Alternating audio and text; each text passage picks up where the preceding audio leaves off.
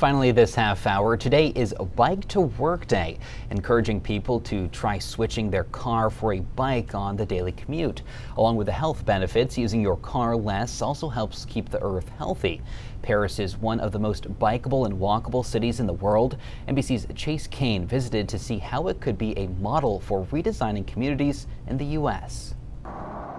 In this 2,000-year-old city, Paris is going back to its roots, literally. Planting 300,000 trees as part of its efforts to combat climate change in advance of the Summer Olympics. We need to invest now, we need to transform now. Paris needs to be a green city to make the city more sustainable for the future generations. Paris's deputy mayor gave me a walking tour to see how the city says they've reduced car traffic by more than 40% while doubling trips on bikes.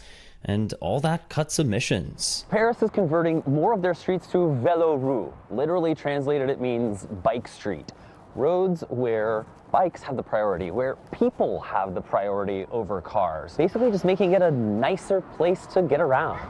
By 2026, Paris plans to be 100% bikeable and walkable, and experts say that's a goal more American cities should also embrace. If you look at the cities around the world that are most visited by American tourists internationally, they are cities that are walkable, that are interesting to explore. So I think there's a clear economic case for redesigning cities. Karen Cito studies sustainable cities at Yale and points out that local businesses do better in pedestrian-friendly neighborhoods and that people are healthier and just happier too. If we redesign our cities for climate, we are actually redesigning our cities for health, human well-being, social cohesion. And again, I just want to underscore, this is how cities have been designed historically. Which is why some of the most walkable cities in the U.S., according to WalkScore, are some of America's oldest cities.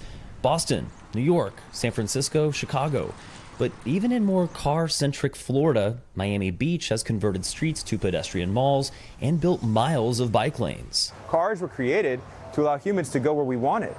But we're starting to remember that we really like these kinds of walkable neighborhoods. In Miami, we see a high demand for people who want to live in South Beach because it's an enjoyable place to be. Personal vehicles account for more than 15% of heat-trapping emissions in the U.S.